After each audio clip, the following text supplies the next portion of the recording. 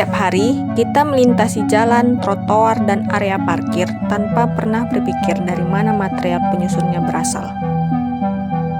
Di balik infrastruktur tersebut, tersembunyi persoalan lingkungan yang semakin serius. Salah satunya adalah limbah ban karet. Ban bekas merupakan jenis limbah non-biodegradable yang sangat sulit terurai secara alami. Seiring meningkatnya jumlah kendaraan, volume limbah ban pun terus bertambah dan berpotensi mencemari lingkungan. Melalui video ini, kita akan membahas sebuah inovasi material konstruksi yang menggabungkan keberlanjutan lingkungan dan fungsi struktural, yaitu pemanfaatan limbah ban karet ataupun kram rubber dalam pembuatan paving block. Secara global, limbah ban karet menjadi masalah lingkungan yang signifikan. Ban bekas seringkali hanya ditumpuk, dibakar, atau dibuang sembarangan, sehingga menimbulkan pencemaran tanah, air, hingga udara.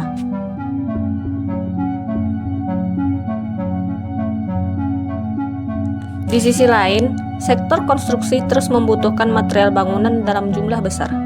Ketergantungan terhadap material konvensional seperti pasir dan batu alam dapat menyebabkan eksploitasi sumber daya yang berlebihan.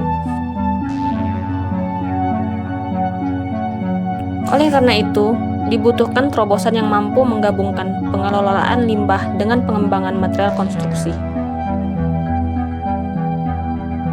Salah satu solusi yang berpotensi dikembangkan adalah paving block, karena material ini memiliki luas aplikasi yang besar, proses produksinya relatif sederhana, dan memungkinkan penggunaan material substitusi. Paving block merupakan material pracetak yang umum digunakan pada jalan lingkungan, trotoar, area parkir, dan taman.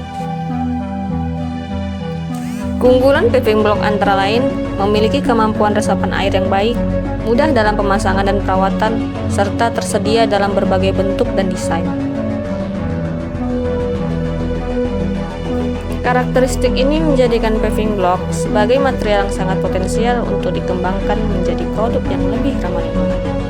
Penelitian ini bertujuan untuk menguji pengaruh penambahan serbuk karet ban terhadap kuat tekan paving block, mengevaluasi sifat mekanik lainnya seperti kausan, kuat lentur, dan kuat kejut, menganalisis daya serap air, serta menentukan komposisi optimum kram rubber yang sesuai dengan standar SNI. Material utama yang digunakan dalam pembuatan paving block pada penelitian ini, pertama, semen Portland sebagai bahan pengikat utama, agregat halus atau pasir sebagai pengisi, air untuk proses hidrasi semen, dan kram rubber yaitu serbuk karet ban bekas sebagai bahan substitusi. Standar ini mengatur kuat tekan minimum, daya serap air, serta klasifikasi mutu paving block mulai dari mutu A hingga mutu D.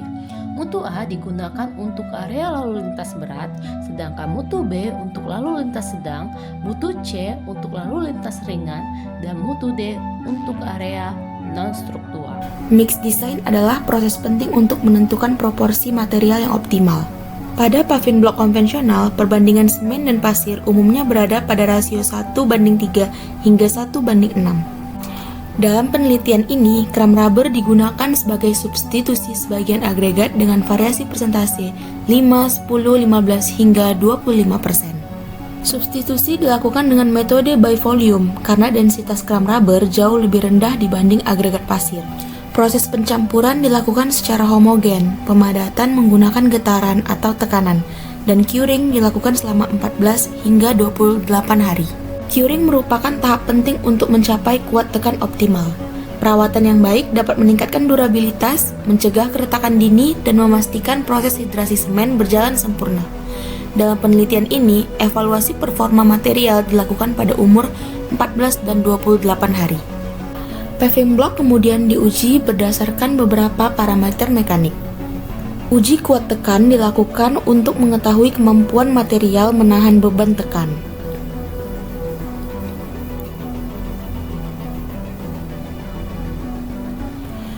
Uji keausan digunakan untuk menilai ketahanan permukaan terhadap gesekan.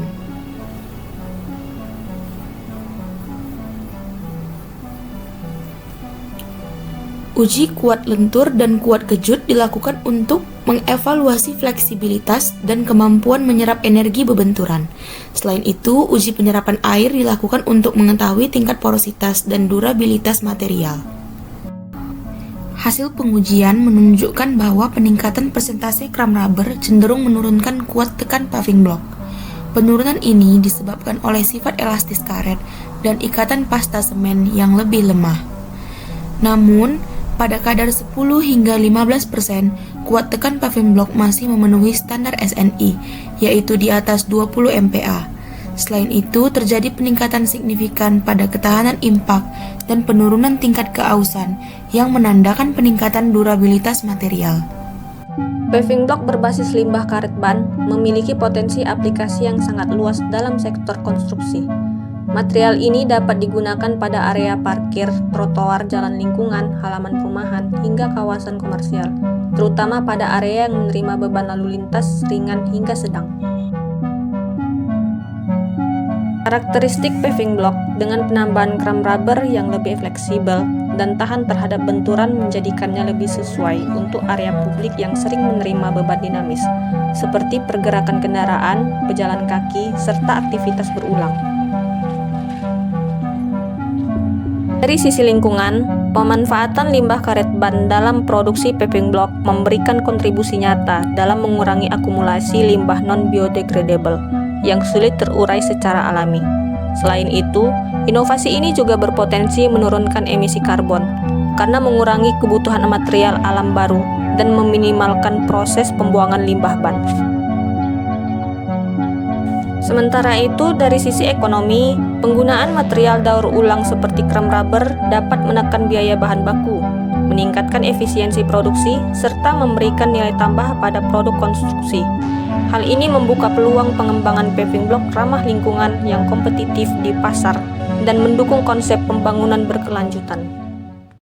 Pada kesimpulan penelitian ini, pemanfaat kram rubber pada paving block terbukti inovatif dan berkelanjutan. Kadar air optimum sekitar 10% karena tetap memenuhi kuat tekan SNI serta meningkatkan ketahanan dan fleksibilitas. Sekian dan terima kasih.